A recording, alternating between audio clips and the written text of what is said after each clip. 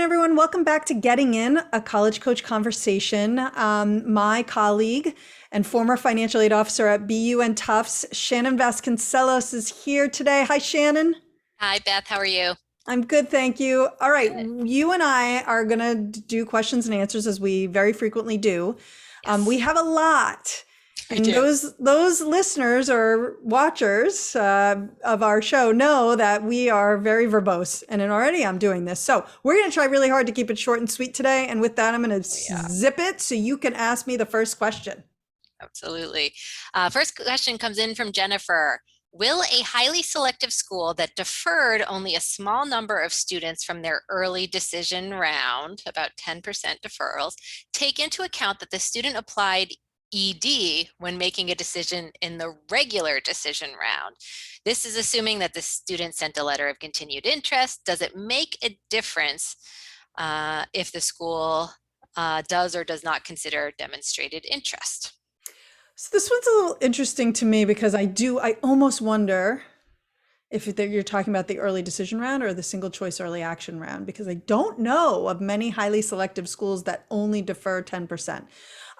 However, my experience is that yes, it's taken into consideration that the student did commit to that institution. If the student hasn't already, I would follow up with a letter of continued interest. And I would mention that if the student is still very much committed to attending that institution, I would say that. Literally, I would say, I will attend if admitted. Obviously, the early decision commitment is no longer binding. That's been lifted at this point. So technically speaking, they can't hold you to that. But the goal is really, if you truly want to be at this school, there's no reason for them to be in doubt about it. So I would say that. But, does that mean that the students who were deferred will have more of a shot of getting in? Generally speaking, no. Usually, once you're deferred from that early decision round, those students typically have about the same chance of getting in as everyone who applied in the regular decision round. The advantage more or less goes away, but they are going to see it. And like I said, you could send that letter of continued interest. Perfect. And I think a related question came in from Julie, another question about deferrals. I'm employed by our local high school as a college consultant. I help students apply for a college and scholarships. Great. Just like us. One of Yeah. the students I helped has been deferred by Harvard. This happened to her brother last year, and he ultimately got in after also being waitlisted. So he overcame all the odds. Yes, he Uh, did. Her mom is a Harvard grad. Do you recommend sending a letter or retaking the ACT? The student had scored a 31 composite, or sending any other documentation now to her regional admissions counselor expressing her desire and intent to attend if she's admitted. Thank you. I listen to your show regularly, and it helped me with my own daughter who graduated high school last year. Well, that's very exciting. I love that you listen to us regularly, Julie. Would you consider dropping a line at Apple Podcasts and reviewing us? We would love that. And I also love that we have people who are in the field, school counselors and consultants who are working with students listening to the show. So appreciate that.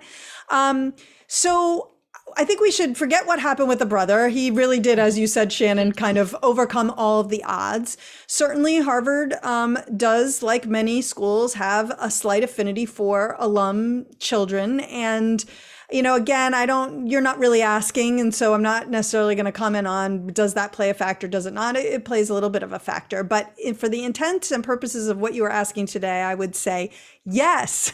So first of all, I would not probably have sent that ACT score. A 31 is quite low for Harvard. A 31 is great, but in the Harvard pool, not.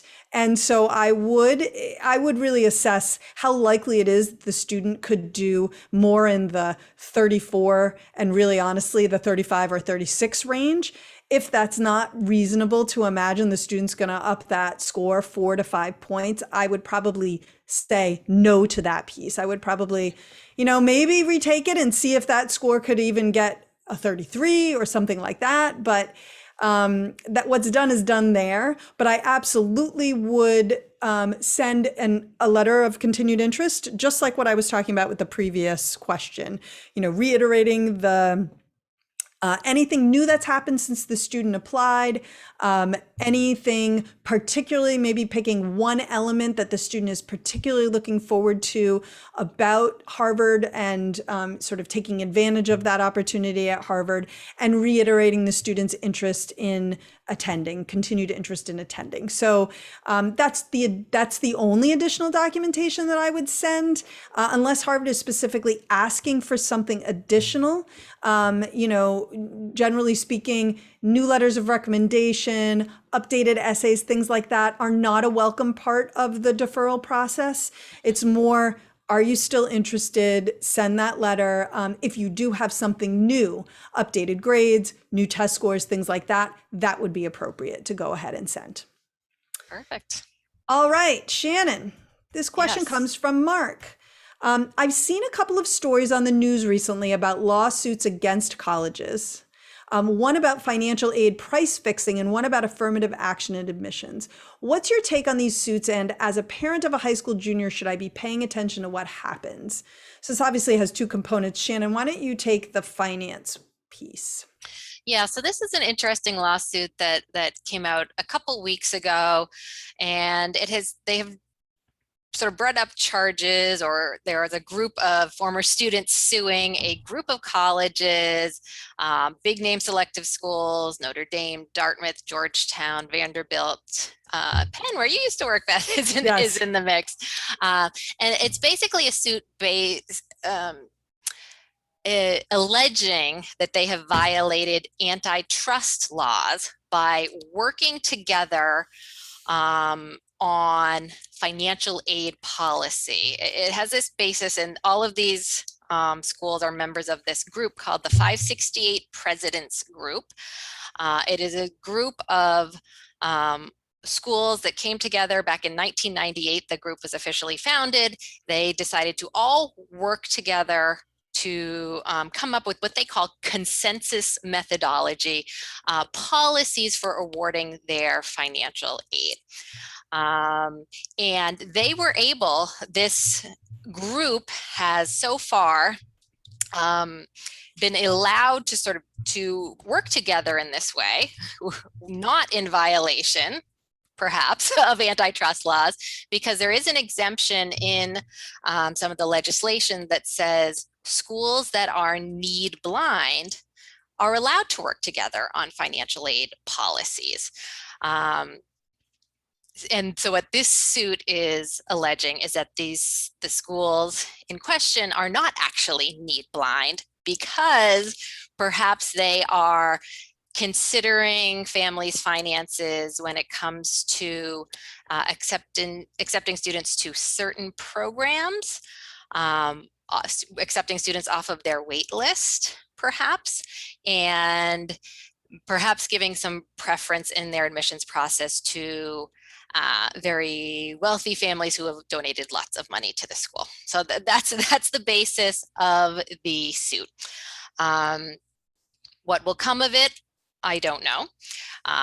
But essentially the allegation is, well, I think there's sort of pros and cons to this consensus methodology that this group has. They will tell you they get together and decide on a consensus financially awarding policy, or need analysis policy, I should say, because it will help students applying to multiple of these schools. They should, in theory, not see wide variations, and that helps to have consistency, clarity for students. They can pick the school that is best for them, kind of taking the finances out of the picture. So that's why the existence of this group might be good for some students. On the other hand, why this is good for the schools is they don't have to compete as much on price. And that could be bad for families. If schools have to compete on price, theoretically that should lower prices, overall. So that's kind of what's sort of behind this whole lawsuit. Does it matter to you? Is this something you should be paying a lot of attention to? As an individual, probably not. Most students are not attending these particular 21 schools that are part of this group, and again, fewer of those are part of the lawsuit. If the plaintiffs win here, might financial aid policy change at that tiny group of schools? maybe.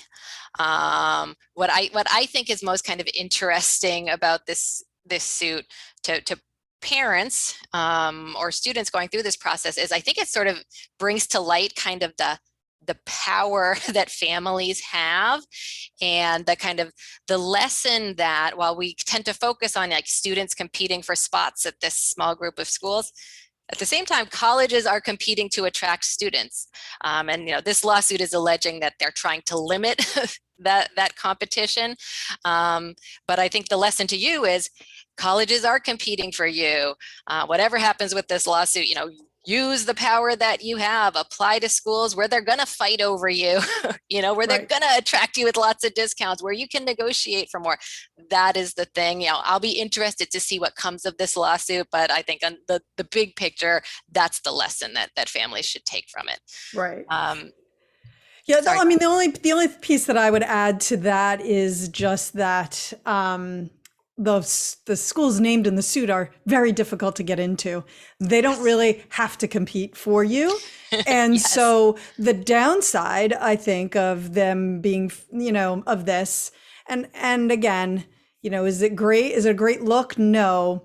Was it done for good reasons? I actually do think it was, not to give them too much credit, but again, to your point, it does mean that they don't. But really who this was designed to help are those people who can't afford to write a check for $80,000 every year. And what could happen is that it could open it up to be that if you can write the check for $80,000, that you are automatically going to be even more competitive at those schools. Like in addition to the advantages that you've had throughout your life that have made you a better candidate, that this could make that even more, that disparity could grow. Maybe not. Well, I guess we'll see how financial aid offices kind of respond to this. But the whole concept of the need blind practice, it is probably true that in the end, is it totally, I mean, if you are admitting high, like what we would call development cases where you've donated significant sums of money to the school and have the likelihood that you will donate quite a bit more, those are what we would call oh my gosh, development cases. Yes. And this is what people are always referring to when the throwaway line, there's buildings named for them on campus, which Yes. by the way, that is really a very, very small percentage of the development cases. Yes. But even the development cases don't make up a huge number at all.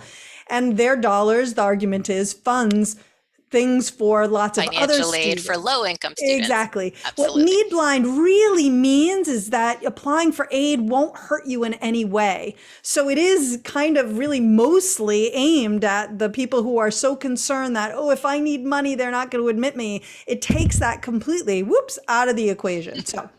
Right. Anyway. And what a lesson I would not take from this lawsuit is, what I don't like about it is sort of giving fuel to the fire that the colleges say they're need blind, but they're really not.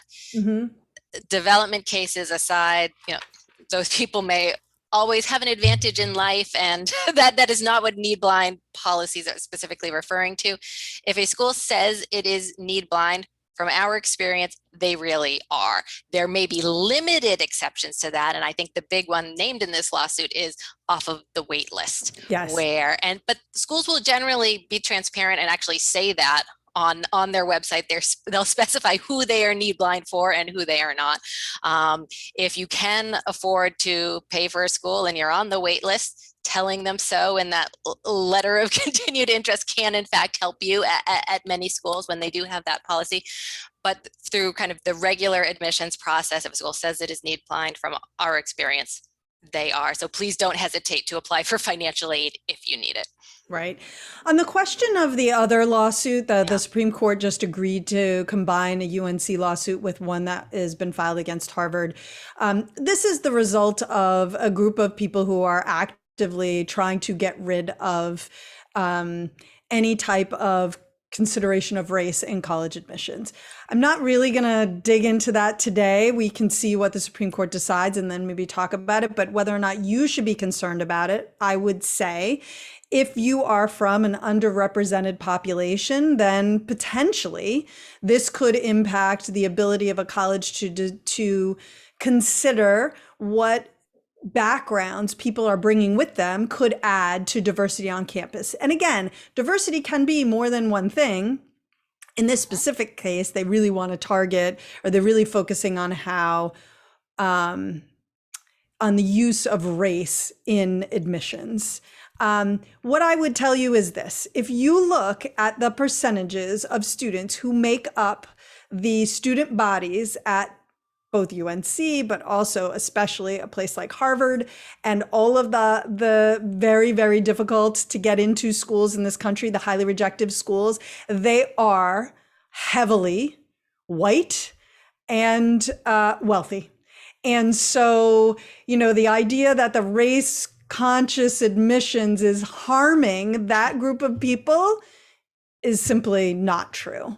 So, if we can all think about someone took my spot, but I'm here to tell you that no one's really taking the majority spot. If, the white upper middle class wealthy spots are safe as kittens. And I don't know what this lawsuit will bring. That's a really big, much bigger than we can probably handle in a Q&A today in the time we have. So I'm going to leave it at that. All right, we're going to take a really quick break. And when we come back, we are going to try to get to the rest of the questions on our list. And we're doing okay so far, so we'll see. So don't go away.